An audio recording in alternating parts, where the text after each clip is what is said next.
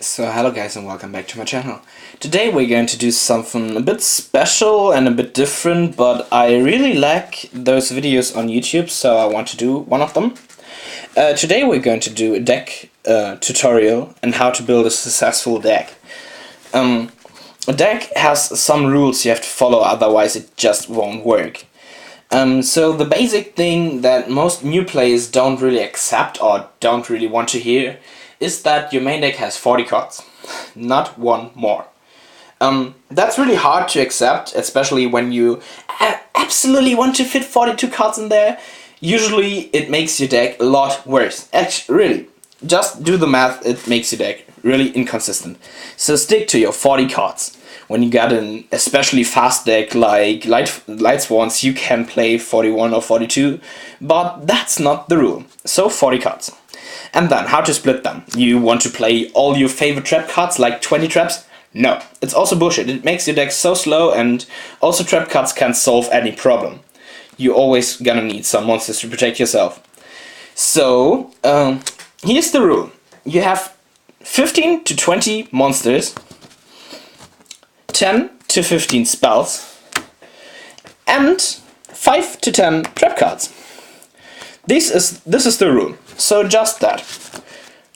20 monsters, 15 to 20, 10 to 15 spells, and 5 to 10 traps. This way you always get enough monsters for your combos, got enough support spells and enough traps to support yourself. So let's get on. This time I'm going to use my ABC deck as an example.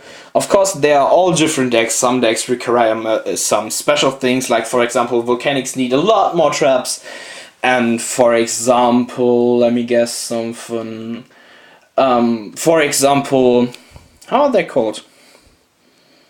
Infernites, of course, need a lot more monsters on their main deck. So that's the difference.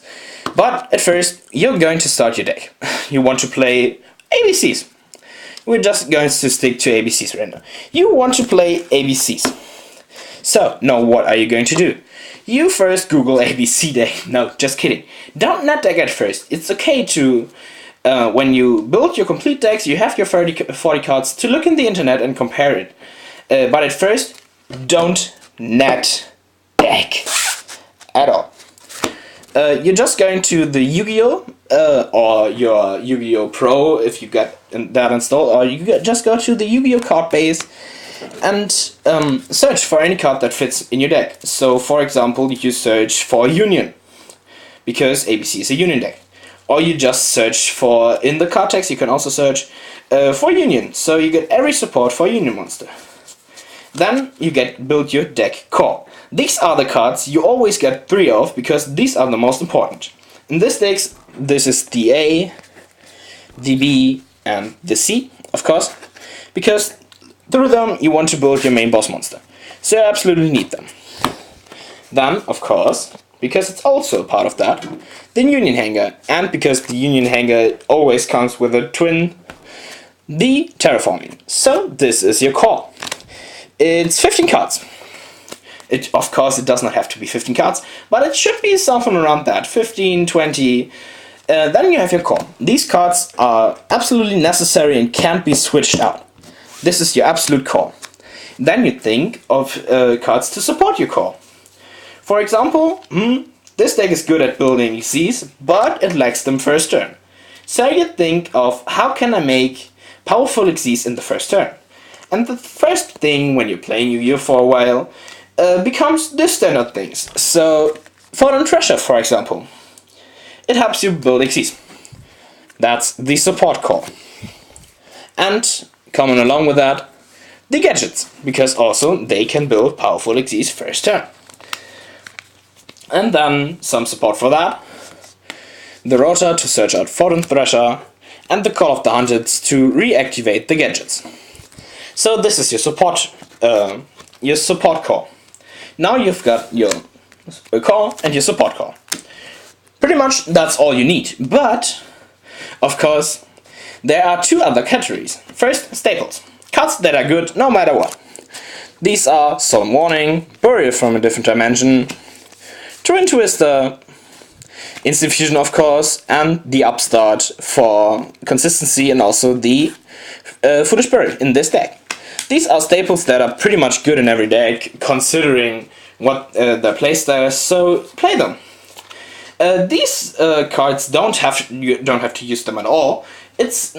But it's usually good to use one or two of them, because, like I said, they're staples. They're so good you could use them in every deck. So get a couple of them. Of course, look, like the Burial does not make sense if you're not in danger or you do not banish yourself, so that's not making any sense. But yeah.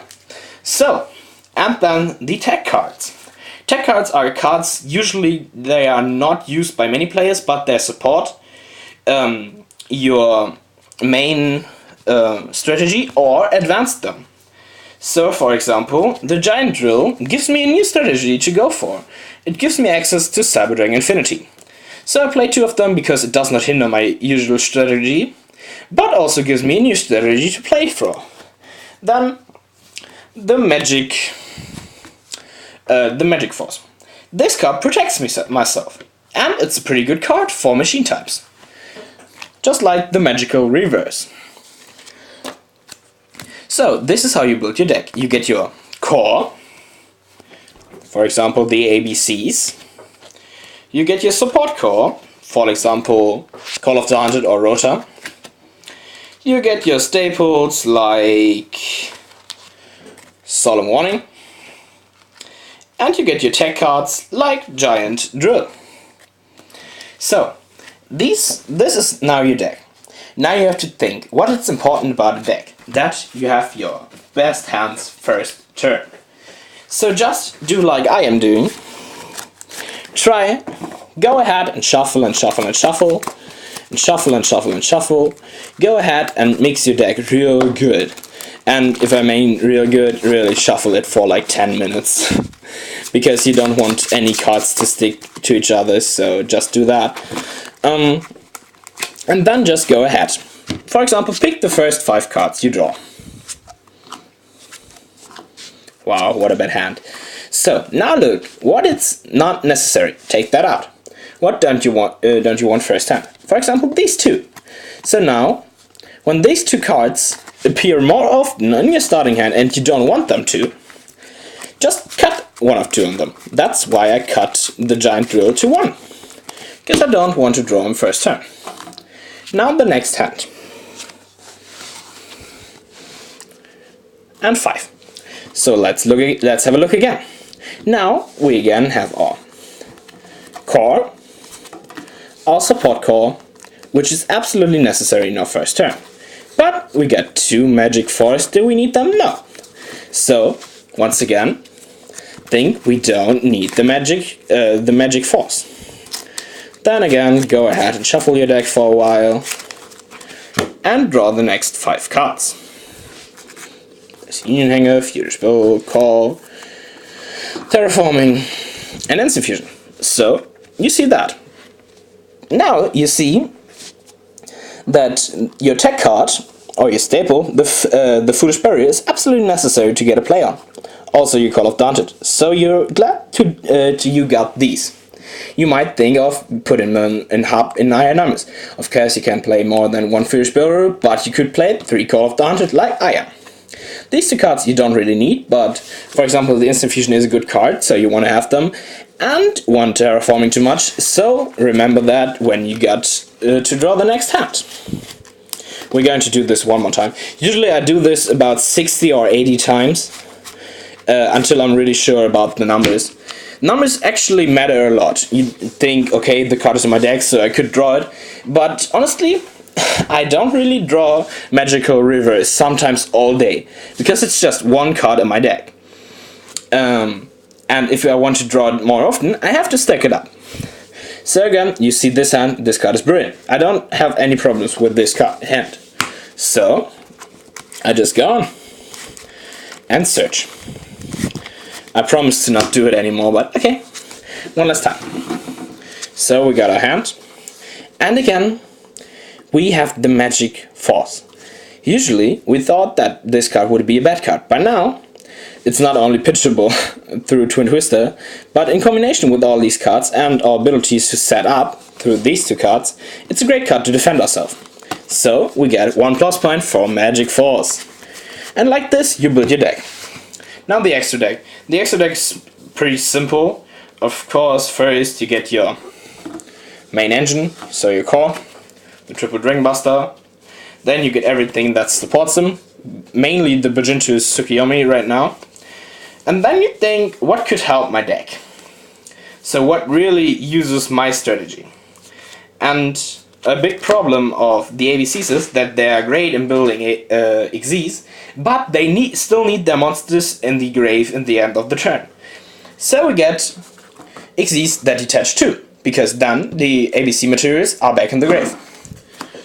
Then we look for supporting strategies, like the Gaga Cowboy for game, the Giant for consistency, the Emerald for recovery, the Norden, of course, because we play Instant Fusion, and our secondary strategy for the Cyberdragon Infinity. Now, that's pretty simple. The extra deck usually is not the most important, but it's always good to think twice about what card to take with you and what not. So, what did we learn? Let's sum it up. 40 cards, 20 monsters, 15 spells, 5 trap cards. Always varying a bit, but that's the usual amount. Then, we need our core. Our core should usually make up nearly half of our deck, because we need to draw them. And then our support core should, our support cards for the main core should be around 10 cards, so we don't only draw the support for the core. And then some tags, traps and staples to fill up our deck. I hope this video was helpful for you, and thanks for watching.